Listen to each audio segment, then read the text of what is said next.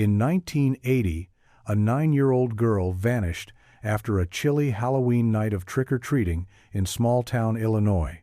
15 years later, a sealed school time capsule is opened, revealing her iconic jack-o'-lantern candy bucket, a handwritten note, and the horrifying truth that had been hidden just beneath the floorboards all along. Halloween night, in 1980, had started like every other in the quiet town of Ashton, Illinois. The air was crisp, the sidewalks lined with carved pumpkins flickering behind porch railings, and children zigzagged from house to house in rustling costumes, their laughter echoing against the falling leaves. 9-year-old Emily Porter had chosen to be a witch that year. Her black hat was slightly too big for her head and kept slipping over her eyes, but she didn't care. She clutched her favorite plastic jack-o'-lantern candy bucket with the bright orange handle, determined to fill it to the brim before the night was over. Emily had been out with a group of neighborhood kids for most of the evening. They were all headed back by 8:30, tired and giddy, their costumes askew and their candy stashes heavy. But Emily had one more house she wanted to visit, the old Crowley house that sat just beyond the last streetlight at the end of Vine Street. Her friends told her to leave it alone. Everyone said it was abandoned and creepy, and besides, no one ever answered the door. But Emily was stubborn. She said she'd catch up and trotted off alone, her candy bucket bouncing at her side. She never came back. By 10 p.m., her mother was on the phone with police. By midnight, neighbors with flashlights were scouring yards and ditches. The broomstick prop from her costume was found tossed beside a drainage culvert on the edge of town. The jack-o'-lantern bucket was nowhere in sight. For days, officers combed the woods behind the Crowley property, but there were no signs of a struggle, no footprints, no witnesses.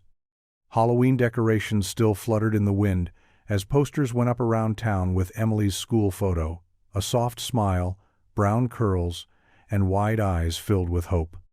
Rumors started almost immediately. Some said it was the drifter who'd been spotted near the railroad tracks the week before. Others whispered about the Crowley family themselves, though the house had supposedly been empty for years. As days turned into weeks and then months, the town's energy shifted from frantic to resigned. Emily's name became another sad story people told each other with a sigh, as porch pumpkins rotted in the cold and winter quietly settled in. 15 years later, the old Ashton Elementary School was set to be demolished. It had sat empty for over a decade, its windows boarded, the playground rusted and overgrown with weeds.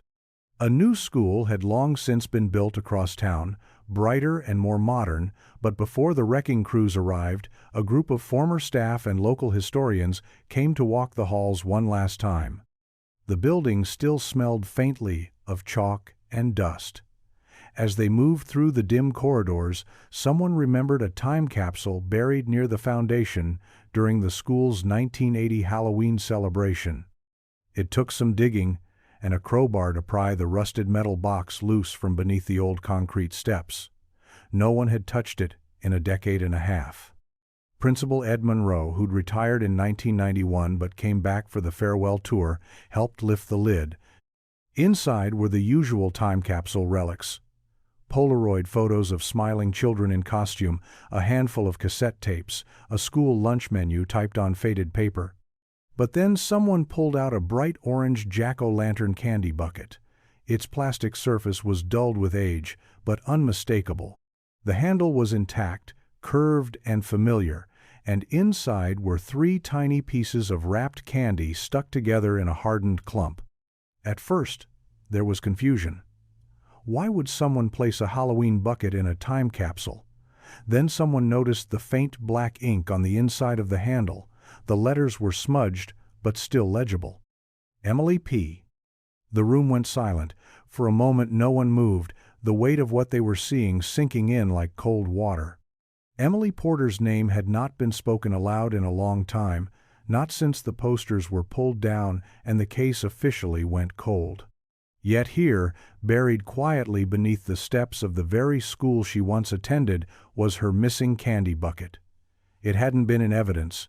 It had never turned up in the search. And now, 15 years later, It was back just as bright and chilling as the day she disappeared. Principal Monroe turned the bucket over in his hands, his voice low as he said, "We need to call the sheriff." The sheriff's department arrived within the hour, their cruisers kicking up dry gravel as they pulled into the cracked parking lot. Sheriff Dale Morrow, who had only been a young deputy in 1980, stepped out with a look that was equal parts disbelief and unease. He remembered the night Emily vanished. Everyone did. It had marked the town in a way that never quite healed.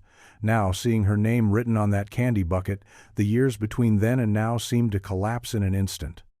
The bucket was placed into an evidence bag with quiet care. No one wanted to say too much too quickly. The original investigation had been exhaustive and ultimately fruitless, a maze of dead ends and long silences. But this changed everything. Morrow stood in the shade of the old school's entryway, the worn bricks behind him cracked and crumbling, as he made the call to the regional crime lab. He wanted forensics to touch it first, before anyone else tried to make sense of it. Inside the time capsule, other items were laid out carefully on a long folding table: drawings, letters, and a cassette labeled Ms. Plaint's Parker's Class, Halloween. But all eyes kept drifting back to the bucket. A few townspeople who had shown up to watch the demolition prep lingered by the chain-link fence, whispering among themselves. Word traveled fast in Ashton. People remembered the posters, the candlelight vigil, the way Emily's mother would walk the neighborhood every Halloween for years afterward, as if her daughter might simply reappear at one of the doorsteps, smiling and cold with a full bucket in hand. Someone asked the question everyone else was thinking: how did it get in there? No one remembered seeing it on the original contents list, and the time capsule had supposedly been sealed the morning of Halloween, hours before Emily went missing. That detail hung in the air like smoke. If the capsule was closed before she disappeared, then how had her candy bucket ended up inside? Sheriff Morrow didn't answer right away. He just looked down at the evidence bag in his hand, the dull orange curve of the plastic visible through the foggy vinyl, and said quietly, "I think it's time we reopen the case." Sheriff Morrow pulled the old case file from the archives that same evening. The manila folder was worn, edges curled and soft, stuffed with yellowed reports, hand-drawn maps, and fading Polaroids. Emily's school photo sat clipped to the front page, her soft smile and dark eyes staring back as if no time had passed. He remembered walking door to door back then, flashlight in hand, calling her name through brittle leaves and darkness. It hadn't felt like a search, more like a chase after something already gone. He spread the contents across his desk, careful not to overlap the pieces. The broomstick had been the only physical trace. It was found just 2 blocks from the Crowley house, snapped at the base like it had been stepped on. The costume itself was never recovered, and neither was the candy bucket. Until now. Forensics had taken the bucket to the lab earlier that day. They would test the faded candy wrappers for prints, maybe even DNA if they were lucky. Sheriff Morrow didn't want to wait. Something about the time capsule didn't sit right with him. He flipped through the school's event logs from 1980, trying to nail down the exact moment the capsule had been sealed. One teacher, a young woman named Helen Parker, had overseen the project. Her students were told to bring items that represented that Halloween: letters, candy wrappers, drawings, even a few cassette recordings. The capsule had been locked just after lunch, hours before trick-or-treating began. That meant the bucket had to be added later, quietly, without permission. Someone had opened the capsule again, after Emily vanished. He picked up the phone and dialed Helen Parker's last known number. It rang through to voicemail. She had moved out of state years ago, but he made a note to track her down. If anyone noticed the bucket back then, she would have. Outside, night had fallen. The town was quiet, streetlights humming as insects circled. Morrow sat in the stillness of his office, the buzz of the overhead light the only sound. He looked once more at Emily's photo. That plastic bucket had been buried for 15 years, tucked beneath concrete and silence. But now it was speaking. The question was, who had put it there and why? Helen Parker returned Sheriff Morrow's call the next morning. She sounded surprised, maybe even a little shaken. He didn't tell her everything over the phone, just that something unusual had turned up in the school's 1980 time capsule, something connected to the Halloween she had helped organize. She agreed to meet later that afternoon, making the long drive back into Ashton from her new home 3 counties away. When she arrived, she looked older but not much different. Her gray hair was pulled back in a tidy bun, her cardigan buttoned neatly, the same composed woman who used to teach 2nd grade. She sat across from Morrow in his office and took a long breath before speaking. That Halloween had always haunted her, she admitted. Emily Porter had been in her class. Bright, funny, the kind of kid who stayed late to help clean up crayons without being asked. The capsule had been part of a fall history lesson. Each student asked to contribute something about the holiday. They sealed it together as a class project right after lunch, with Principal Monroe present and a few other staff. Helen had the key and remembered locking it herself. Sheriff Morrow asked the obvious question. Had it ever been opened again after that day? Helen shook her head. Not that she knew of, but she paused, brow furrowing. She remembered one odd moment from that afternoon. A janitor quiet man knew that year had come by asking where to find the capsule. She thought it strange at the time, but he claimed Principal Monroe had asked him to secure the site before the school day ended. She never saw him again after Emily disappeared. His name was Carl Vance. Sheriff Morrow wrote it down slowly. Vance had been on the staff list from that year, employed only a few months before quitting suddenly in early November. No one had ever flagged him back then. No priors, no complaints. But the timeline fit. He would have had keys, access to the building after hours, and no one would have questioned a janitor moving quietly through the halls. As Helen sat in silence, her eyes glossed over, Morrow closed the file in front of him. For the first time in 15 years, they had a name that might finally break the silence. And it had been buried just like the bucket hidden in plain sight. The name Carl Vance had barely meant anything back in 1980. He was quiet, polite, maybe a little odd, but nothing that raised alarms. Hired in late September, he kept to himself, swept hallways, changed light bulbs, and left as soon as his shift ended. He lived alone in a trailer on the outskirts of town, tucked behind a grove of trees off County Road 7. When Emily disappeared, he was questioned like most school staff, but there was no evidence tying him to anything, and he told officers he'd left town to care for a sick uncle in Kansas. There was no reason to doubt him at the time. He wasn't mentioned again. Sheriff Morrow sent a deputy out to check county property records. The trailer was long gone, replaced by a gravel clearing and a hunting shack. But buried in old tax documents was a forwarding address listed from 1981. It led to a small town just over the state line. A call to the local authorities confirmed the rest. Carl Vance had died in 1987 from a stroke, no next of kin, no obituary, just a quiet funeral paid for by the county. Whatever secrets he carried had gone into the ground with him, or so it seemed. Morrow leaned back in his chair, staring at the wall. The timing was hard to ignore. Emily vanishes on Halloween. The capsule, locked by mid-afternoon, is later found with her candy bucket inside.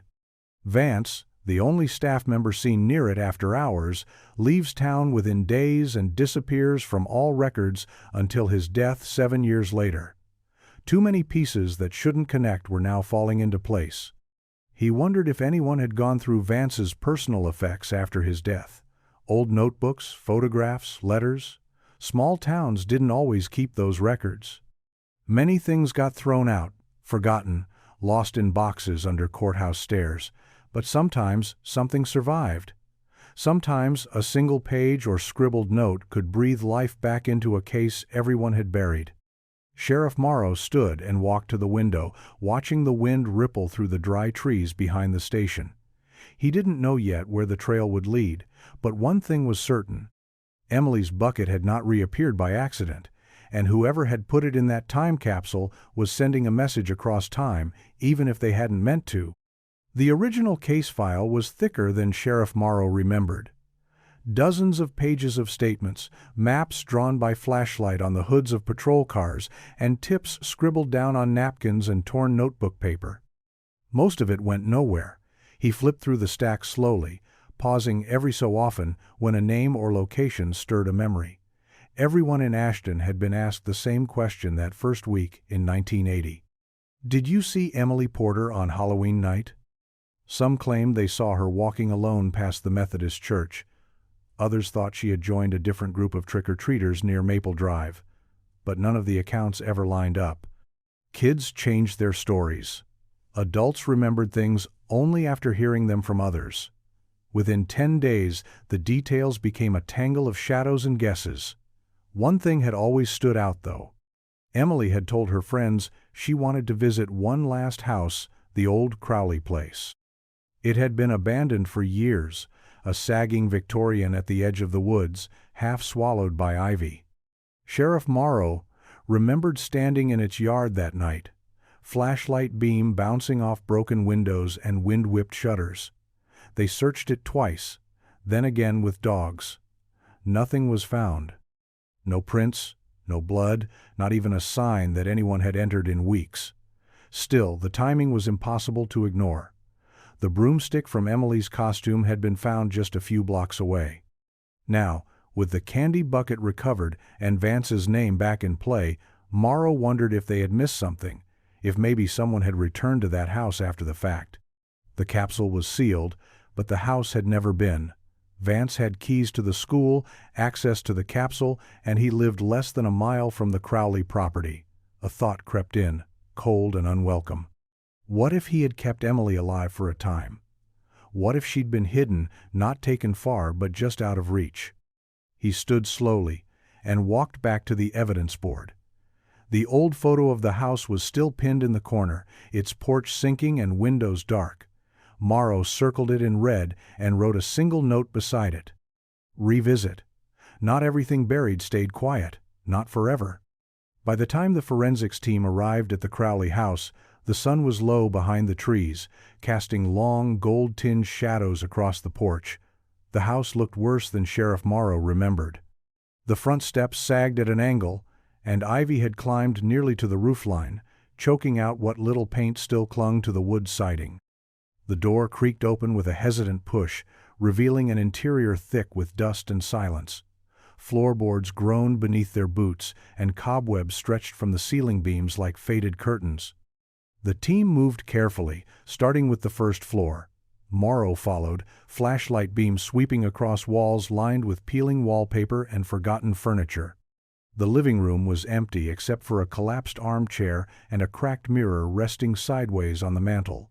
No sign of forced entry, no disturbance, but something about the air felt wrong, too still, too preserved, as if the house had been holding its breath for 15 years.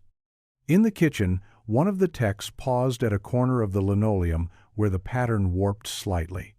She crouched, brushing away dust to reveal a set of faint scuff marks, small, parallel lines in the floor, as though something heavy had been dragged across it and settled. They pried back the warped tile, revealing an old hatch. The metal ring was rusted, but intact. Sheriff Morrow gave the nod. With a groan, the hatch lifted. Beneath it, a narrow stairway descended into darkness. The team switched to high-lumen lights and moved slowly, the air growing colder with every step. The basement was unfinished stone walls, dirt floor, and shelves lined with rusted cans and broken jars. But in the far corner, behind a pile of rotting wood, one of the officers found something. A child's sock, faded pink with a white frill, too small for anyone but a girl Emily's age. Morrow knelt beside it, eyes narrowing as he scanned the wall behind the shelf.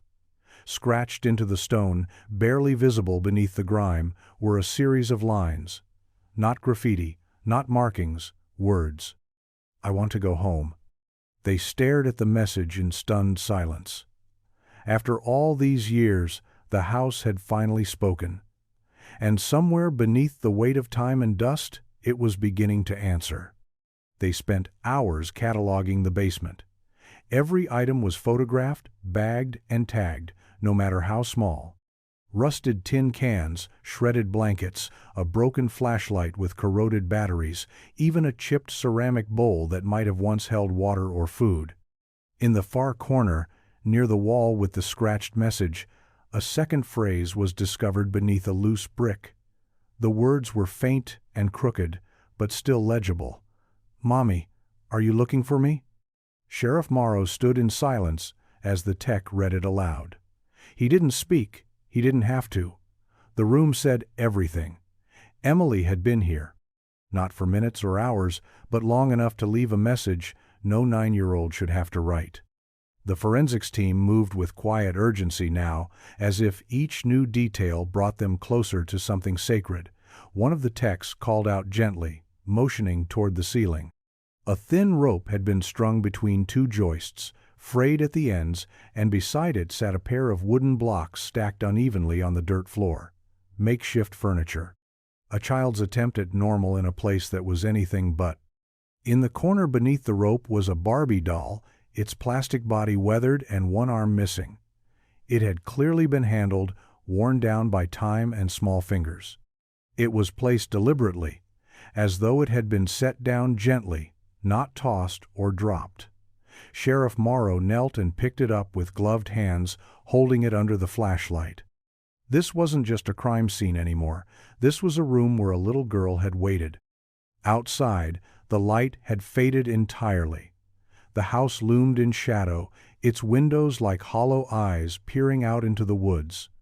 Morrow stood at the basement stairs, the weight of what they'd found pressing heavy against his chest. He remembered the neighborhood search parties, the way parents held their children closer that winter, and how quickly the world had tried to move on when no answers came. But now the silence was unraveling. Something terrible had happened in that basement, and someone had gone to great lengths to hide it. The bucket, the note, the scratches in the wall, it was all connected. And whatever was buried here was no longer willing to stay forgotten. By the following morning, news of the discovery had already begun to spread. Local reporters caught wind of the reopened investigation, and though the sheriff's department kept details close to the chest, word of the scratched messages and the found artifacts trickled into public conversation. For the first time in years, Emily Porter's name returned to the front page of the Ashton Chronicle. A childhood photo was printed just beneath the headline, her smile now carrying a different kind of weight. This wasn't folklore anymore. This was real. Sheriff Morrow sat down with the forensic team just after sunrise. The initial report was sobering. Soil samples from the basement showed signs of biological material, possibly blood, though degraded by time. One of the technicians pointed to the sock, still undergoing lab testing, and said the fibers were consistent with what Emily was last seen wearing. The Barbie, though cracked and worn, had hair strands caught in the neck joint. If those strands yielded viable DNA, they could confirm without doubt that Emily had been in that basement. But that wasn't all. Inside the candy bucket, now fully processed, a small piece of paper had been recovered, tucked beneath the hard clump of melted candy at the bottom. It had been folded over multiple times, the ink faded but still visible. Sheriff Morrow read it once, then again, the weight of it hitting with slow, cold clarity. The writing was unmistakably that of a child. Just a single sentence. "I think he's going to hurt me soon." Morrow didn't speak for a while. The words echoed in his head like a bell in an empty church. It wasn't just the message itself, it was the act of writing it, the decision to hide it. Emily must have placed it there herself, folded carefully, buried beneath the candy like a final cry for help she didn't know how else to send. It explained why the bucket had surfaced in the time capsule. It was a message in a bottle, placed where someone might find it if no one ever found her. And now, 15 years later, someone finally had. Morrow folded the note and slid it back into the evidence envelope. There were still questions to answer, but one thing was no longer in doubt. Emily had been trying to speak all along. They just hadn't known how to listen. The town of Ashton moved cautiously in the days that followed. Halloween decorations had just started to appear in storefronts again, plastic skeletons swaying in windows and fake cobwebs stretched across porch railings, but now they felt off. No one said it aloud, but there was a quiet unease growing beneath the surface. Parents clutched their children's hands a little tighter. People glanced over their shoulders more often. Emily Porter's ghost had always haunted the town in whispers and warnings, but now she was back in headlines, her voice finally heard through crumbling brick and melted candy. Sheriff Morrow focused his attention on Carl Vance. With the confirmation of Emily's presence in the basement, Vance's sudden disappearance after her vanishing no longer looked like coincidence. They pulled his employment records from the school board's archives' basic paperwork, barely more than a page. He had no listed references, no next of kin, and his background check at the time had been minimal. A fingerprint card was never even filed. It was 1980, and small towns didn't run the kind of checks they should have. Morrow cursed under his breath as he flipped through the thin file. He contacted the sheriff's office across state lines where Vance had died. The deputy on duty remembered the case. Vance had lived alone, died alone, and left behind nothing but a box of personal effects, mostly tools, a few books, and a stack of notebooks that no one had bothered to read. The box had been sitting in the basement of their evidence room for nearly 8 years, untouched. Morrow arranged for it to be sent back to Ashton. When it arrived, he opened the box in the privacy of his office. The contents were dusty and unremarkable at first glance. A broken wristwatch, a pocket knife. But beneath the clutter, wrapped in a thin towel, were 6 spiral-bound notebooks, each one dated between 1979 and 1986. The pages were filled with dense handwriting columns of dates, strange notations, short entries that shifted between mundane chores and unsettling reflections. One entry, dated November 3, 1980, stopped Morrow cold. It simply read, "She's quieter now, doesn't cry as much, just stares at the wall." He set the notebook down, heart heavy with the weight of what they were finally beginning to uncover. The truth was no longer hiding, it had just been waiting for someone to look. The notebooks painted a picture that none of them were prepared for. Sheriff Morrow spent the better part of the afternoon reading through each one, page by page, his fingers turning the yellowed paper with quiet dread. Carl Vance had written with a strange detachment, his entries swinging between everyday routines and chilling confessions. He detailed the basement, referring to it only as the room. He described locking the hatch from the outside, listening for sounds below. He never used Emily's name, never identified her directly, but it was clear who he meant. In one entry he wrote, "Left her crackers and apple slices. She didn't eat today, just sat there in the corner." In another, dated mid-November, "I told her it was a game. She doesn't believe me anymore. Keeps asking for her mom." The tone was flat, emotionless. Not the words of a man wrestling with guilt, but one observing his captive as though she were an experiment. It was hard to read, and harder still to imagine that this man had walked the halls of the school, nodding politely to teachers and children, while a terrified little girl waited beneath the rotting floorboards of an abandoned house. Morrow passed the notebooks on to the crime lab. They would analyze the handwriting, compare ink and paper, and catalog every word. But he already knew they were authentic. Vance's quiet withdrawal from town, his unremarkable death, the bucket in the capsule, it all lined up with the story the journals told. Later that night, Morrow sat alone in the squad room, the silence around him growing thicker with each hour. The town was changing. There was no stopping that now. For years, Emily had been remembered only through fading photos and a missing persons flyer that never left the bulletin board. But now there were scratches in a wall, strands of hair in a doll, and a paper note that had waited 15 years to be read. One more journal entry stuck with him. Dated the night before Thanksgiving, it read, "I almost got caught tonight. Someone saw me by the school, had to get rid of the bucket fast. Hid it where no one would look for a long time, and for 15 years, no one did." The morning after reading the notebooks, Sheriff Morrow returned to the Crowley house. This time he came alone. The forensic team had already finished their sweep, and the property was now sealed off, marked by yellow tape that fluttered softly in the breeze. The house stood silent as ever, sun catching in broken window panes, the porch boards bowing under his boots as he stepped inside once more. He didn't head to the basement right away. Instead, he walked the upstairs rooms slowly, taking in the layout, the faded wallpaper patterns, the rusted bed frames left behind. There was a stillness to it all, but not peace. More like the pause between breaths, as if the house itself were remembering. He stopped in what must have once been a child's bedroom. The wallpaper there was faint blue with tiny sailboats, a place meant for innocence, now caked in dust and shadows. But this wasn't where she had been kept. She had been below, in the dark, where no child should have been. When he finally descended the basement stairs again, the air felt colder than before. He traced the scratch marks on the wall with his gloved hand, rereading the messages she had carved. They were so small, the letters uneven, done with something blunt. He imagined her down there alone, scared, writing those words while the world above went on without her. Every detail in Vance's journal came into sharper focus now.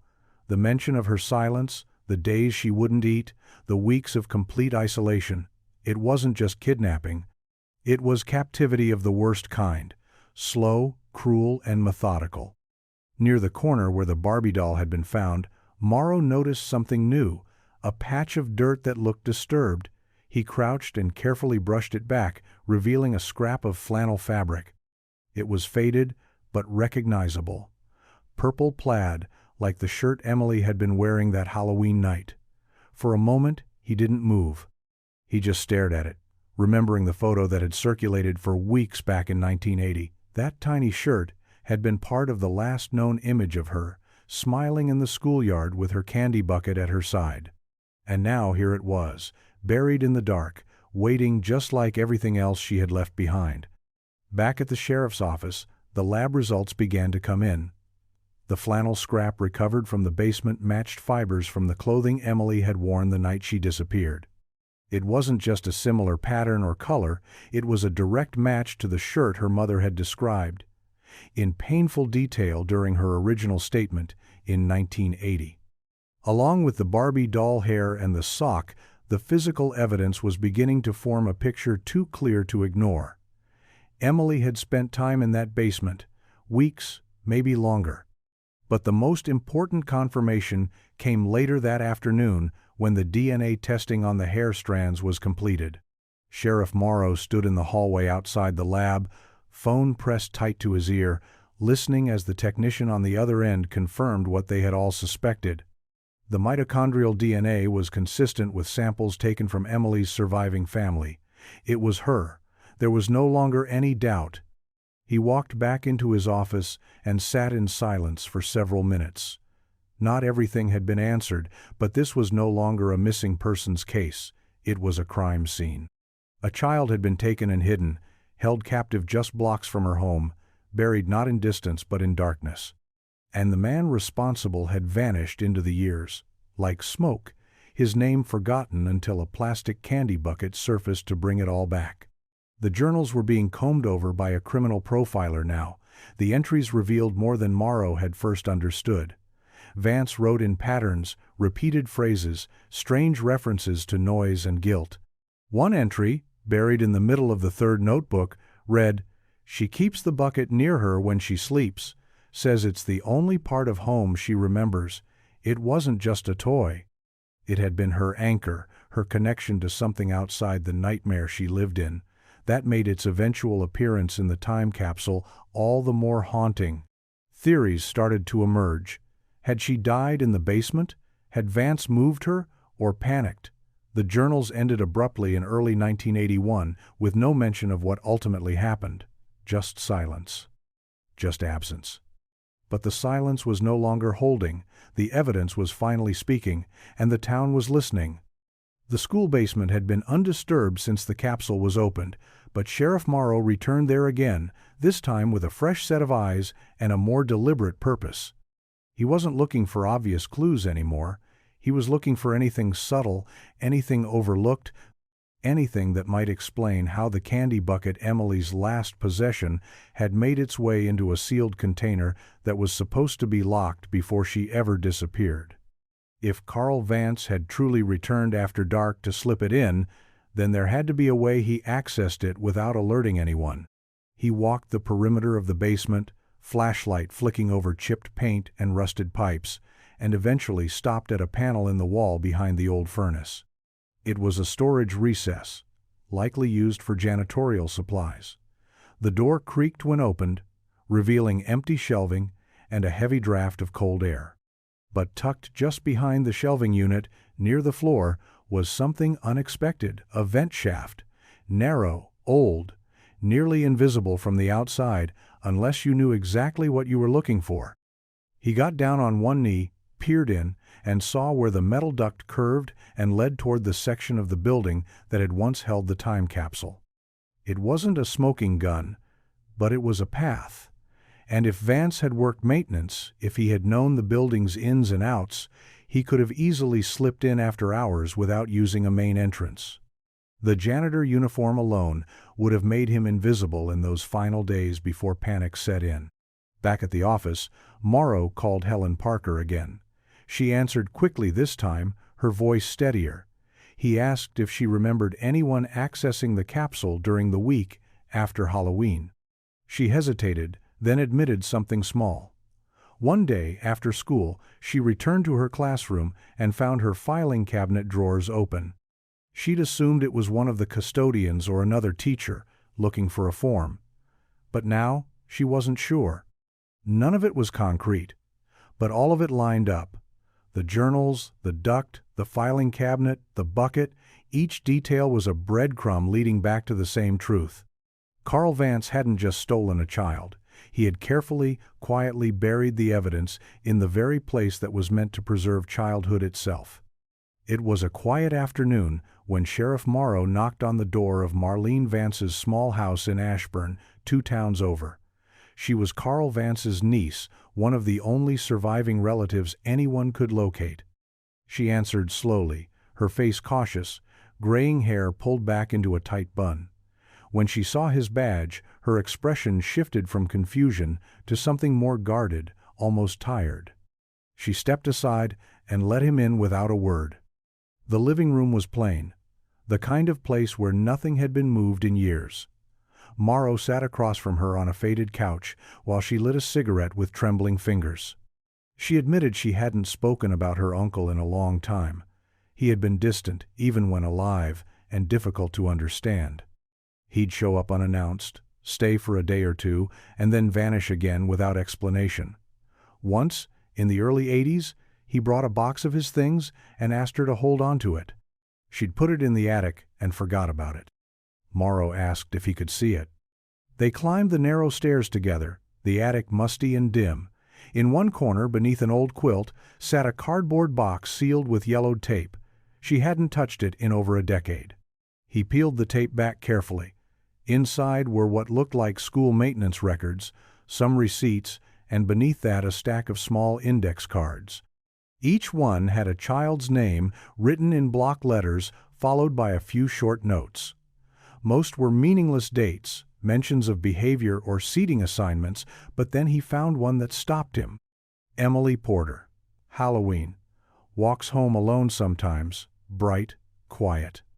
The words hit like a punch. He flipped through the rest, heart pounding.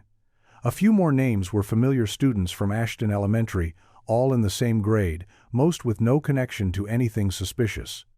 But Emily's card had a mark in the top corner, a small, red dot.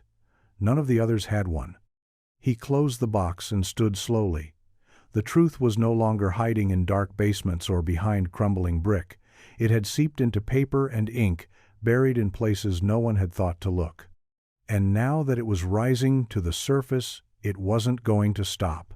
Sheriff Morrow returned to Ashton that evening with the box sealed in the passenger seat beside him. The sun had dipped behind the trees, casting long shadows across the familiar 2-lane roads. It was a quiet drive, but his mind churned. That single red dot on Emily's index card gnawed at him. It wasn't just a note, it was a marker, deliberate and specific. A decision had been made, one that singled her out from all the other children Vance had observed. Whatever that mark meant, it had led to everything that followed. Back at the station, Morrow spread the contents of the box across the conference table. He arranged the cards in neat rows, studying every word. Emily's card was the only one dated October 30th. The day before Halloween. The day before she disappeared. It was now clear that this had never been random. Carl Vance had planned it. He had been watching, recording, waiting for a moment when no one would notice. And when that moment came, he didn't hesitate. A knock at the door pulled him from his thoughts. Deputy Carter entered, holding an envelope. Forensics had finished their analysis of the note found in the candy bucket. They had found partial fingerprints on the paper. One set belonged to Emily, as expected. But the other, faint and partial, was matched to Vance through a recovered thumbprint on a maintenance log he had signed in 1980. The physical connection between him and the bucket was now confirmed. That confirmation changed everything. It wasn't just theory or implication anymore. Vance had held that bucket. He had touched the note. He had placed it into the capsule, possibly the same night Emily vanished. Morrow sat with that knowledge, letting the weight of it settle over the room like a fog. It was both relief and sorrow, clarity laced with the ache of something irreversible. Emily's parents had never moved away. They still lived in the same house on Elm Street, curtains drawn, porch light always on during Halloween. Morrow hadn't called them yet, not with this latest information. He needed to choose his words carefully, because now he wouldn't just be telling them what had happened, he'd be telling them it had all been written down. And someone had been watching their daughter long before she ever knocked on the wrong door. The Porters sat across from Sheriff Morrow in the quiet of their living room, the same one he had visited so many times in the early days of the investigation. The furniture hadn't changed. Neither had the pale green wallpaper or the faint scent of lemon polish that clung to the edges of the room. Time had passed, but not in the way it should have. It had layered itself over everything, still and unspoken. Judith Porter sat with her hands folded in her lap, eyes fixed on the floor. Frank sat stiffly beside her, jaw clenched, as if bracing for impact. Morrow spoke gently, but he didn't hide the truth. He told them about the notebooks, the basement, the messages carved into the wall. He explained how the bucket had surfaced after all these years, how it had led them back to Carl Vance, a man who had once worked around their daughter unnoticed. He showed them the note she had written, the one hidden beneath the candy. He didn't read it aloud. He let them do that themselves. Judith's hands trembled as she unfolded the paper. She held it like something sacred, something fragile, and when she finally looked up, her eyes were full of the kind of pain that didn't fade with time. "She was still trying," she whispered. "She was still trying to come home." Frank said nothing for a long time. He simply stared out the window, the porch light just beginning to flicker on as dusk settled over the yard. Morrow waited, knowing there were no right words, no clean endings, only the rawness of a truth long buried and now unearthed. They asked if Emily's remains had been found. Morrow told them no, not yet, but they had enough now to reopen the search with purpose. They would look again behind the Crowley house, near the old foundations, along the creek beds that once swallowed their hopes. This time, they weren't chasing shadows. This time, they had a map written in memory, paper, and grief. Before he left, Judith placed the note back into the envelope with both hands. "She waited," she said softly. "And we're going to bring her home." Morrow nodded, knowing she wasn't asking for promises. Just a chance. The search resumed with quiet determination. The Crowley property, long dismissed as a dead end, was now at the center of everything. Sheriff Morrow brought in a specialized cadaver dog team from the State Bureau, along with ground-penetrating radar. The basement had given them enough to prove Emily had been there. What they needed now was closure. The kind that could be seen, touched, and buried with a name. They started with the land behind the house. The woods were dense but manageable, overgrowth clinging to forgotten fence lines and rusted debris. The radar revealed several anomalies, most just old trash pits and animal dens, but one location caught the team's attention. It was a narrow patch of ground, about 30 yards from the back porch, where the soil density was inconsistent. The area had been disturbed long ago, then settled. It was just enough to raise suspicion. The dogs were brought in next. One of them, an aging German shepherd named Daisy, stopped short at the edge of the disturbed patch. Her nose dipped low, tail stiff, then she sat. A signal. Her handler looked up and nodded silently. It was time to dig. The process was slow and careful, every inch of dirt lifted with precision. No one spoke above a whisper. An hour passed, then two, before the first sign appeared. A small fragment of fabric, purple and brittle. Beneath it, bones delicate, partial but unmistakably human. The team worked through the evening, gathering everything with care. By nightfall, the remains had been fully recovered and transferred to the coroner's van under a darkening sky. Sheriff Morrow stood at the edge of the site, his hands on his hips, watching the last of the equipment get packed away. He didn't speak until the van doors closed, and even then, it was just a quiet exhale. There had been no miracle, no unexpected twist to make the ending easier, but there was truth, and sometimes truth was the only peace that could be offered. Emily was going home. Not in the way anyone had dreamed, not in the way her mother still saw her in quiet moments, but home, all the same. The wait was over. The silence had given up its hold. And the ground had finally told the part of the story only it had known. The funeral was held on a quiet Saturday, the kind of autumn day that looked beautiful if you didn't know what it was for. The trees had turned fully by then, their colors burning gold and red against a gray sky. The Porters chose a small ceremony, just family and a few close friends, but half the town came anyway. Some stood at a distance, heads bowed, hands tucked into coat pockets. No one wanted to intrude, but no one wanted to stay away.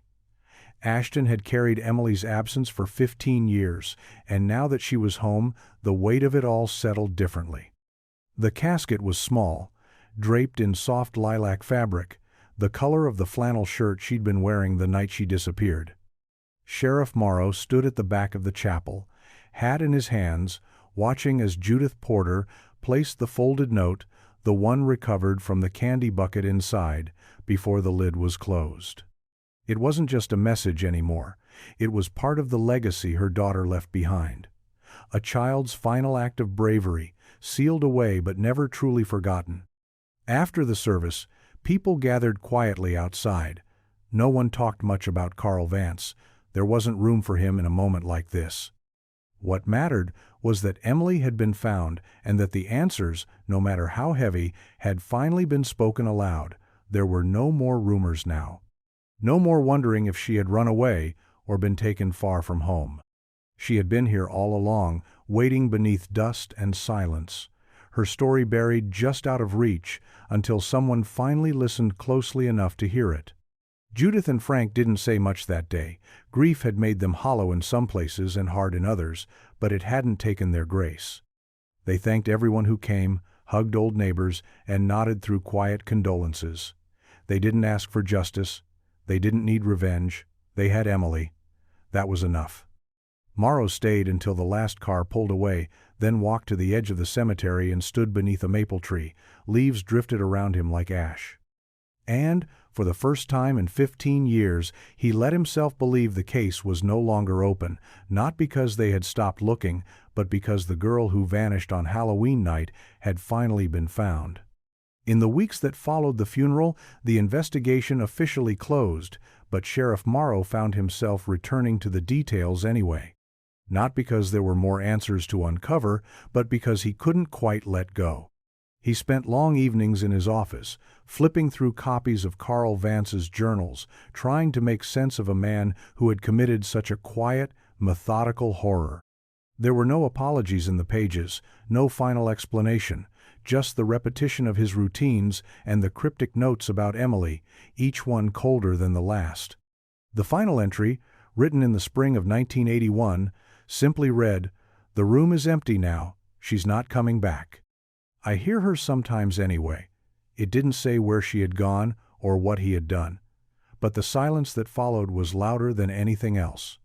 Morrow had read those words a dozen times and still found new weight in them. Vance hadn't run from guilt. He had buried it, like everything else, beneath layers of secrecy and decay. For the town of Ashton, life moved forward cautiously. Halloween came and went that year with fewer decorations and fewer trick-or-treaters. Parents walked beside their children now. Porch lights were left off early. The usual thrill of October had dulled to something quieter, more restrained. But there was also a sense of release. Emily's name was no longer a shadow. She was a child again, not a mystery. Her photo, once stuck to bulletin boards and milk cartons, now sat framed on her parents' mantel. Principal Monroe retired for good. Helen Parker visited the cemetery every Sunday with fresh flowers. The school was never rebuilt on the old lot. Instead, the community voted to turn the space into a park, with a bench and a plaque bearing Emily's name. Sheriff Morrow didn't speak at the dedication, but he stood beside her parents and listened. The words etched in the bronze marker were simple. She was loved. She was missed. She mattered. Later that evening, as the last of the autumn sun dipped below the tree line, Morrow sat alone on that bench. He didn't open a case file. He didn't take notes. He just let the wind move around him, rustling through the leaves and whispering through the branches. The kind of quiet that doesn't erase what happened but lets you breathe alongside it. The following spring, a maintenance crew clearing brush near the edge of the Crowley property made one last discovery. Tucked inside the rusted frame of what had once been a compost bin was a sealed glass jar covered in grime and wrapped in layers of plastic. At first, they thought it was trash, something forgotten and meaningless. But inside the jar, tightly folded and pressed against the glass, was a piece of lined notebook paper. Someone had written on it in blocky pencil lettering, the kind that looked childish but desperate to be understood. They turned it over to the sheriff's office. Sheriff Morrow received the call while on his way home and turned around without hesitation. By the time he arrived, the evidence team had already secured the jar and opened it under controlled conditions. The paper inside was fragile but intact, and though water damage had blurred the corners, the message remained clear. "My name is Emily. I am in the basement. Please don't forget." It was dated November 11, 1980, just 10 days after she disappeared. Morrow read it slowly, then again, the ache settling deeper with each pass. The handwriting matched the note found in the candy bucket, rough and uneven, as though written in low light by a hand too young to carry that kind of fear. She had written it in hiding, slipped it into a jar, and left it in the hopes anyone might find it. But it had sat untouched for 15 years, sealed away just like the time capsule, buried in plain sight while the town searched in every other direction. The note didn't change the facts. Emily had already been found. Carl Vance was already gone. But the jar, like everything else, was another piece of her voice, another chance to understand what she went through in the days before silence took over. Sheriff Morrow placed the note in the same evidence file as the others, not as a clue, but as a testament. She had never stopped trying. Not in the basement, not with the candy bucket, not even with a scrap of paper in a jar hidden behind a wall of leaves. She had wanted to be remembered. And now, without question, she would be. That summer, Ashton held its first Community Remembrance Day for victims of unsolved and long-forgotten cases. What started as a modest idea from a few parents and teachers grew into something larger. People brought flowers, photos, and small tokens to the park that had once been the site of the old school. Some placed candles near the bench dedicated to Emily Porter. Others simply stood in silence, heads bowed, remembering a time when the town had been smaller, quieter, and full of unspoken fears. The Porters were there, holding hands beneath the soft shade of a maple tree. Judith wore a locket with Emily's picture inside. Frank held a folded piece of paper, the copy of the note found in the candy bucket. They didn't speak to the crowd, but their presence was enough. Everyone knew what they had endured, And everyone knew why this mattered. It wasn't just about what had happened to Emily. It was about every child who had ever disappeared without a trace, every family that had waited for answers in the dark. Sheriff Morrow stood near the edge of the gathering, quietly watching. He didn't wear his uniform that day. He came as a man who had carried a case for 15 years, not in the file cabinets but in the corners of his thoughts. He had believed the trail had ended a long time ago. Believed, like so many others, that the bucket would never resurface, that the time capsule was just a piece of forgotten school history. But it had been more than that. It had been Emily's last cry for help, sealed away not in bitterness, but in hope. He thought about the jar, the scratched messages in the basement, the tiny pieces she left behind to prove she had existed. Emily had never stopped trying to speak. What had failed her was the time it took to hear her. As the sun dipped lower, the names of missing children were read aloud one by one. And when Emily's name was spoken, a wind passed gently through the trees, rustling leaves that had fallen early, brushing softly across shoulders and faces. It was a breeze that carried weight. Not sadness, exactly. Something quieter, something like peace. That fall, as the leaves turned and the air cooled once again, the town voted to preserve the Crowley House property as a historical site, not in celebration, but in remembrance. It wouldn't be turned into a museum or tourist stop. There would be no plaques glamorizing what had taken place there. Instead, it would stand quiet and still, maintained only enough to keep nature from swallowing it completely, a place to reflect, not to gawk. Sheriff Morrow had pushed for that decision himself, arguing that while justice had come too late, forgetting would only invite silence all over again. The basement was permanently sealed, filled in and reinforced so no one could ever step inside it again. But before the final closure, Morrow returned once more, not with a forensic team or clipboard, but with Emily's parents. Judith carried a small wooden box with a lock of her daughter's hair inside, saved from childhood and tucked away for years in the back of a drawer. Frank brought the pink sock recovered from the basement, now cleaned and carefully folded. Together, they placed both items inside a shallow recess in the wall, sealing them in not for evidence, but for memory. No words were exchanged down there. There didn't need to be. When they came back up, Judith paused at the doorway. She looked at the light cutting through the trees, soft and golden, the same as it had been that Halloween night 15 years ago. She would have been 24 now, she said, her voice steady but thin. Probably married, probably with kids of her own. Frank rested a hand gently on her shoulder, and together they walked back to their car, the silence between them full of love and loss too deep for anything more. Sheriff Morrow remained behind a few moments longer. He walked once around the house, his steps slow, his thoughts tangled with everything they'd learned. He reached into his coat pocket and pulled out a small object, the plastic jack-o'-lantern bucket, now faded. Its handle cracked but still intact. It had been released from evidence at the family's request. He placed it gently on the front step. It didn't belong in a file. It belonged here, where her story had ended, and finally, where her voice had been heard. Years passed, and the town of Ashton moved on, but not in the way that erases. The bench in the park remained, worn smooth at the edges by time and weather. Children played nearby, their laughter drifting on the breeze, sometimes pausing at the plaque without fully understanding who Emily Porter had been. But her name stayed there, carved into bronze, her story whispered from one generation to the next.